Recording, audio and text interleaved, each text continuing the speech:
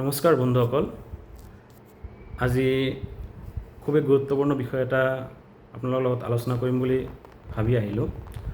তো আশা কৰোঁ চবে মোৰ কথাখিনি মন দি শুনিব আৰু আপোনালোকৰ লগতো এনেকুৱা হৈছে নেকি মোক এবাৰ জনাব। তো কথাটো হ'ল, যোৱা দুটামান মাহৰ আগত মই ঘপকৈ দেখা পালোঁ কি মোৰ যিটো পেট্ৰল চালিত বাহনখন আছে, সেই বাহনখনৰ মাইলেজ ঘপকৈ বহুতখিনি কমি গ'ল। তাৰমানে ধৰক আগতে যদি 18-19 কিলোমিটাৰ মোৰ মাইলেজ দেখাইছিলে, সেই মাইলেজটো ঘপকৈ এতিয়া 14 বা 15 কিলোমিটাৰ দেখাই আছে।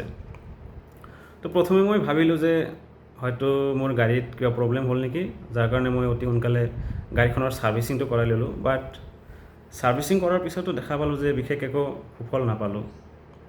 পিছত মই লাহে লাহে গম পালোঁ যে একচুৱেলি বৰ্তমান যিটো পেট্ৰল আমি ইউজ কৰি আছোঁ বা চৰকাৰে আমাক যিটো পেট্ৰল যোগান ধৰি আছে, তাত E20 মেথডত ইথানল মিক্স কৰা আছে।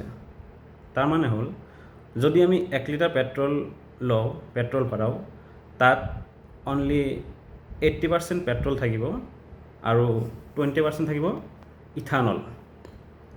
আৰু এই প্ৰক্ৰিয়াটো আৰম্ভ হোৱাৰ পিছৰে পৰা মোৰ গাড়ীখনত এই প্ৰব্লেমটো মই পাই আছোঁ।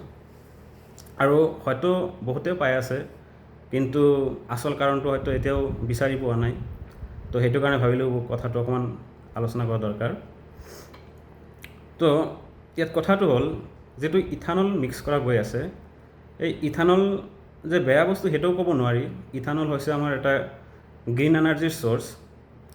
আৰু আমাৰ বৰ্তমান পৃথিৱীত যিটো হাৰত পলিউশ্যন বৃদ্ধি হৈ আছে, গ্ল'বেল ৱাৰ্মিং যিমান বাঢ়ি আছে, তাক প্ৰতিৰোধ কৰিবৰ কাৰণে আমি ইথানল ইউজ কৰাটো দৰকাৰ। এইটো একো বেয়া কথা নহয়। এইটো কৰিলে আমি বহুতখিনি পৰিৱেশটোক ৰক্ষা কৰিব পাৰিম।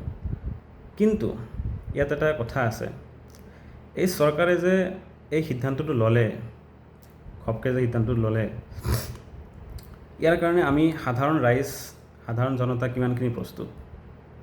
আৰু আমি যিখিনি গাড়ী, খালি কাৰ বুলি নহয়, পেট্ৰল চালিত যিমানখিনি বাহন আছে, বাইক হ'ব পাৰে বা বেলেগ বাহন হ'ব পাৰে, সেই বাহনখিনিত একচুৱেলি ইথানল ফ্ৰেণ্ডলি ইঞ্জিন আছেনে নাই, কথাটো চৰকাৰে ভালকৈ গম পায়, যিটো একচুৱেলি নাই। আমি যিটো কাৰ বা যিবোৰ বাহন ইউজ কৰি আছোঁ, সেই বাহনখিনি ইথানল ফ্ৰেণ্ডলি নহয়, তাৰ ইঞ্জিনখিনি ইথানল ফ্ৰেণ্ডলি নহয়। যাৰ কাৰণে কি হৈছে, আমাৰ মাইলেজটোতো কমিছেই, সেইটোতো হয়, আৰু তাৰ লগতে কি হ'ব পাৰে, যিটো আমাৰ ইঞ্জিন বনোৱা আছে, সেই ইঞ্জিনৰ মেটেৰিয়েলছখিনিও লাহে লাহে কি হ'ব পাৰে, নষ্ট হৈ যাব পাৰে।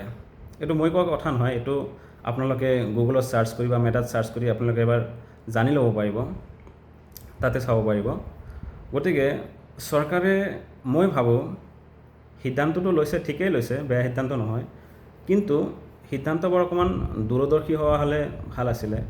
যেনিবা ধৰক আমাক যদি 2-3 বছৰ 3 বছৰৰ টাইম দিলে হয়, যে লাহে লাহে বৰ্তমান যিখিনি গাড়ী বনোৱা গৈ আছে, মেনুফেকচাৰ কৰা গৈ আছে, তাৰ ইঞ্জিনখিনি চৰকাৰে জনোৱা মতে তাৰ ইঞ্জিনখিনি আপোনাৰ ইথানল ফ্ৰেণ্ডলি হ'ব আৰু হোৱাটো দৰকাৰ। কিন্তু আমি যিখিনি গাড়ী আগৰ পৰা ইউজ কৰি আছোঁ, সেই গাড়ীখিনিৰ কি হ'ব? চৰকাৰে আমাক এটা সময়সীমা দিব পাৰিলে হয়, হয়তো এটা নটিচ দিব পাৰিলে হয় যে 2 বছৰ 3 বছৰৰ ভিতৰত গোটেই গাড়ীখিনি, আগৰ গাড়ীখিনি আমি লাহে লাহে ইথানল ফ্ৰেণ্ডলি ইঞ্জিনলৈকে কনভাৰ্ট কৰিব পাৰিলোঁ হয়, যিটো আমি পোৱা নাই, আৰু যাৰ কাৰণে ভালেখিনি প্ৰব্লেম পাই আছোঁ। মই পাৰ্চনেলি বহুতখিনি প্ৰব্লেম পাই আছোঁ, কাৰণ ঘপকৈ 3-4 কিলোমিটাৰ মাইলেজ কমি যোৱাটো আমাৰ নিচিনা সাধাৰণ মানুহৰ কাৰণে ইমান ইজি নহয়, বহুতখিনি লছ হ'ব।